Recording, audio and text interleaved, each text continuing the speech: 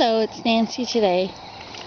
You know, when you're making your perennial garden, you try and put short things at the front and long, tall things at the back, and go to all this trouble to make sure that the colors go well and decide all those things. When you're walking along the roadside, it seems to me that it looks pretty good already. Let's look at this.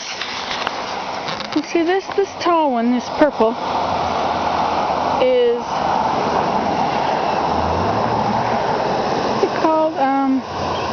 Viper's bug loss, and those other ones down there are bladderwort. There's probably a nicer name for them. Kids pop them when they're little. But see how nice they look together?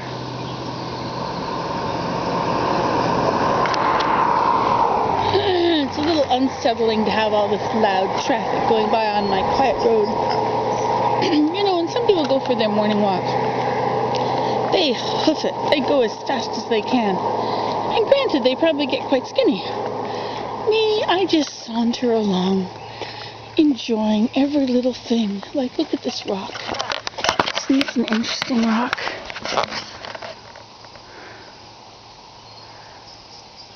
See how what grows out of it are trembling aspen?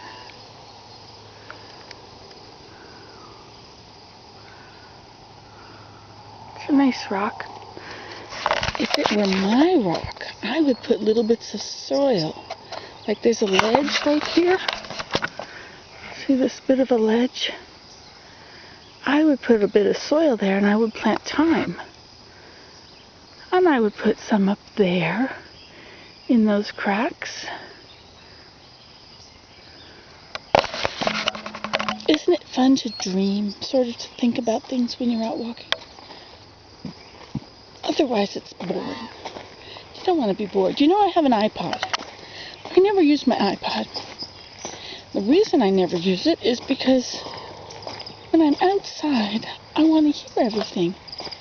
Like, listen. Well, he did stop. He was I guess there's a tree frog up there somewhere. You see, if I had on an iPod, I couldn't hear that. There's so many things to look at out here. Like, for instance, traffic. Here comes another one from down the hill. This is a milkweed and it's in bloom now.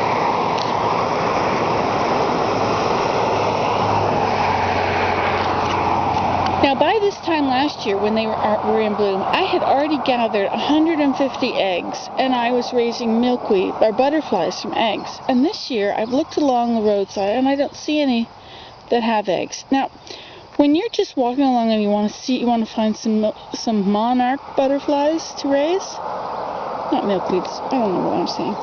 Okay, look at this plant. Now, none of the leaves have holes in them, except this one down here. You see this one? This is on the vein, and that is made by a certain bug. This one back here has that same thing happen to it.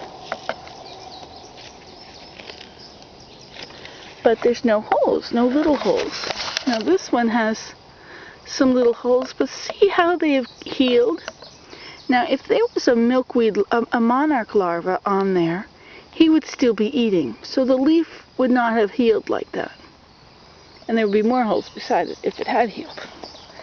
See, none of these have monarchs. Last year, we had so many monarchs everywhere. They were just flying everywhere, but we don't have very many this year. And I'm not sure why. Was it a bad year in Mexico? I have to go and see. Go to monarchwatch.org. That's where you'll find all that out. Okay. No holes. Usually the monarch will come and lay eggs on the very top of the plant, so that as it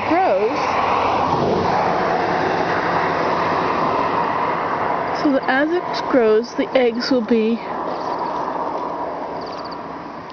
on nice, fresh leaves. It's very distracting to have all these cars going by. Maybe they should detour them somewhere else. This is sort of my area, you know? Okay.